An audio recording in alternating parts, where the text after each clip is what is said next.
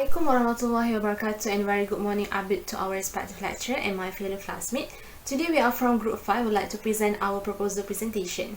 Before I proceed further, allow me to introduce myself together with my group member. My name is Nur Husna binti Hisham. The next presenter is Nur Farah Kristina binti Mazlan. Continue with Nur Izzati Wani binti Jalani, Nur Izzati binti Muhammad Zaki, and the last one is Siti Aisyah binti Zainuddin. This is our assignment question. Ischemic heart disease, which occur when arteries of the heart cannot deliver enough oxygen-rich blood to the heart, continues to be the main cause of death in Malaysia. In this study, we investigate the awareness of lay public in Selangor about signs of a heart attack and its risk factors, and also how one's knowledge about it affect the response towards someone experiencing a heart attack. This is our contents for our proposal presentation for today. First, we're going to present about the background of study, continue with problem statement and research objective, significance of study, limitation of study, and the last one is the method of study. Next, my name is Nur Husna binti Hisham. I would like to present on the background of study. Firstly, coronary artery disease remains the principal cause of death worldwide, including Malaysia as well.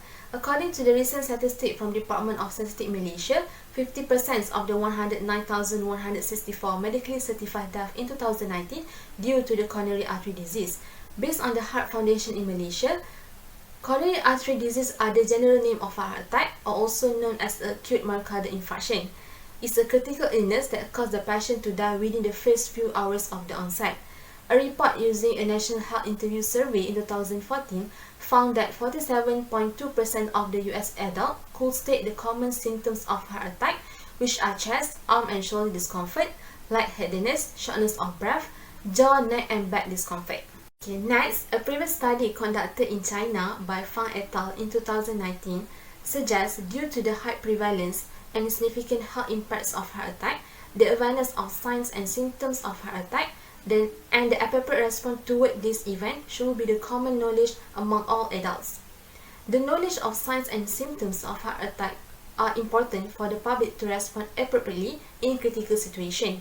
Next, a previous study conducted in Pahang, Malaysia by Abdul Majid et al. In 2020 indicate that only 26.35% of the public aware of the heart attack symptoms, and only 36.5% took an action to call an ambulance if they experience a heart attack. Other than that, a study conducted in South Korea by Kim et al. In 2016 shows that 71.9% of the 9,600 participants recognized chest pain and discomfort as the early signs of heart attack, and 67% took an action to call ambulance if they have the signs of heart attack. Furthermore, a study conducted in New York concluded that the increase in the CPR program could improve the chance of survival in community who suffer from heart attack. By increasing the overall number of people trained in CPR, the frequency performing CPR during cardiac arrest due to heart attack could be improved. In conclusion, the knowledge of signs and symptoms of heart attack and the immediate life-saving action is crucial to reduce the rate of mortality due to the heart attack complication. Now, I have presented the background of study. I would like to invite the next presenter, Ms. Farah Kristina, to present the statement of problem and research objective. That's all from me. Thank you.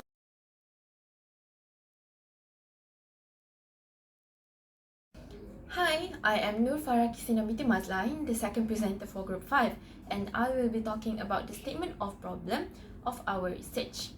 Okay, so based on our research, we have discovered that there are only 2 studies reported on the awareness of Malaysians about heart attack symptoms and their knowledge on how to immediately respond towards heart attack.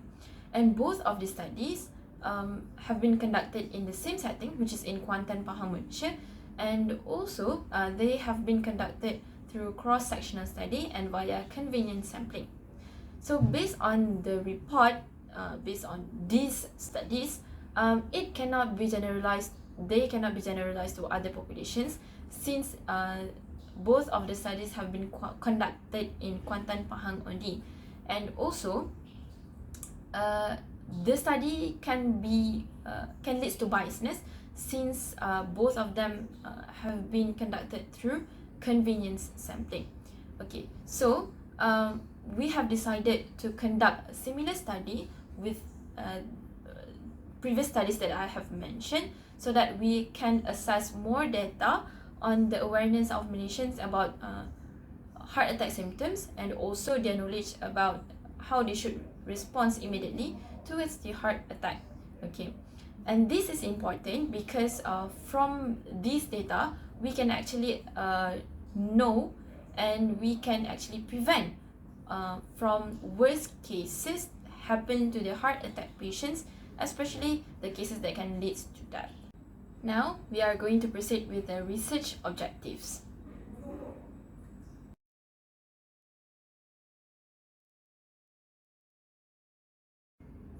So the next one is the research objectives. So for the first objective is to examine or investigate the factors affecting the public knowledge level about heart attack symptoms. So the factors can be variety, but the factors that we have used to investigate our respondents is through their socio-demographic characteristics. For example, marital status, educational level, and so on. So that's it for the first objective. For the second one is to determine whether the public know how to respond towards heart attack. So the response also can be variety, but for example that I can give is by calling an ambulance. So that's it for the research objectives, and I will pass on to Nurul Izzati to explain further on the significance of our study. Thank you.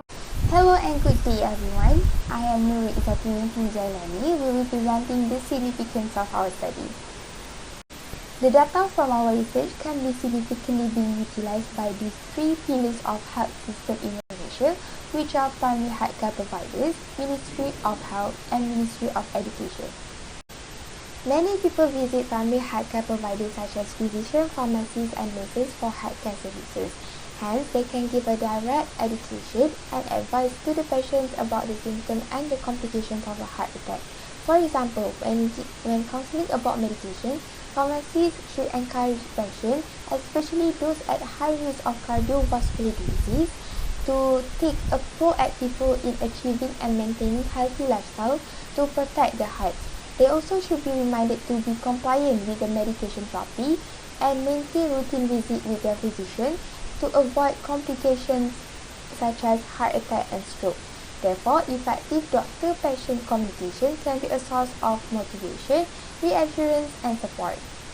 By analyzing the data from our research, Ministry of Health can create and promote public awareness campaigns about the symptoms and action to be taken due to the heart attack. Apart from that, they also can educate the public regarding the complications periodically to instill the knowledge about how dangerous a heart attack can be to anyone. This awareness campaign can be done not only through physical campaign like poster and pamphlets, but also through social media, as the younger generation are bound to rely more on the news in the social media. Educating the public about the signs of heart attack and the importance of calling 999 quickly is an important step to improve the chances of survival and minimizing the damage that can occur following a heart attack. Next, our study also can be useful for the Ministry of Education, as they can collaborate together with Ministry of Health to establish a school-based education program. The focus of this program is to give education to young generation about the early detections of the symptoms for heart attack and the life-saving action when someone experiences it. As the young will lead the future world, the education given during the early phase might be significant to increase the survivability of the heart attack patients. According to CDC, 7.1% of adults aged from 45 to 64 years are reported having coronary heart disease, compared to 17% of adults aged 65 years and older. Elderly is more likely to suffer from cardiovascular diseases such as heart attack as the factor of aging. Thus, more public education is needed as prevention steps from the development of such diseases and minimizing the complications of them. Last but not least, our study also can assess the efficacy of current government programs. That sums up my presentation for today. I would like to invite Ms. Izzati to present the limitations of our study. Thank you for your attention. Thank you, Izzati Wani, for the head up. Hello, My name is Nur Izzati binti Muhammad Zaki. I will continue with limitation of study for this research. The first limitation is the self-reporting data will be collected. The questionnaire are in a form of close-ended or linked scale response that make it easy to rate the answer and standardize the results. However, this kind of question restrict the participants to answer the question as they may experience that none of the answers fit their situation because the respondents are more likely to provide the response they believe are the most socially acceptable. So, it can limit the validity and reliability of an assessment as the respondent will be either over-report or under-report in order to make the answer are socially acceptable. Next, the limitations of the study is the insufficiency of prior research regarding our topic. Inadequate research study on this topic causes difficulty to the researchers to understand and identify the new case of the study for future research. It is because citing prior research study based on our study topic is important to identify the scope of study and helps researchers to understand the research problem that they are investigating. Lastly, there are potential biases that can occur in this study, which are first, the acquisition bias, and second, confirmation bias. Acquisition bias is happen when the participants always agree to complete the questionnaire. It occurs due to the respondents not clearly understanding the questions or rushing to finish the questionnaire. Other than that, the confirmation bias is the bias that occurs during the interpretation of research data. It happens when the researcher looks for the information or pattern in the data that confirm their existing hypotheses or opinions they already hold. That's all from me. I would like to pass next discussion of method of this study to my friend Aisha. Thanks Izzati.